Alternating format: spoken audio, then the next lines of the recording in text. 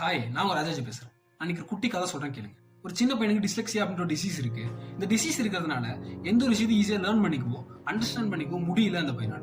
இப்படி இருக்கிற பையன் போயிட்டு ஒரு ஸ்கூல்ல போய் ஜாயின் பண்றா, ஏதாச்சும் கத்துக்கலாம்னு சொல்லிட்டு. ஆனா அவங்க டீச்சர்ஸ் எல்லாம் பாத்தீங்கன்னா அவனை பத்தி திட்டுறாங்க, சிரிக்கிறாங்க. நீ எல்லாம் வந்து ஏன்டா ஸ்கூல்ல வந்து ஜாயின் பண்ண அப்படின்ற மாதிரி கேக்குறாங்க. ஆனா அவன் எதையுமே கன்சிடர் பண்ணாம எப்படியோ ஸ்கூலை கம்ப்ளீட் பண்ணி முடிச்சிடறான். ஸ்கூல் கம்ப்ளீட் பண்ணி முடிச்சுட்டு என்ன பண்றதுன்னு தெரியாம ஒரு சின்ன ஐடியாவோட ஒரு கம்பெனி ஸ்டார்ட் பண்றான். அந்த கம்பெனி கொஞ்ச நாள்லயே ஃபிளாப் ஆயிடுது.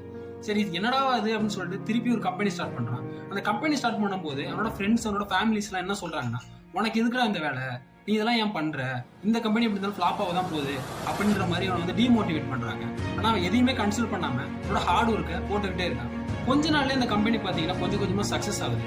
எந்த கம்பெனி ஃபிளாப் ஆக போகுதுன்னு சொன்னாங்களோ அந்த கம்பெனியோட வேல்யூ பாத்தீங்கன்னா $2.9 trillion இன்னைக்கு.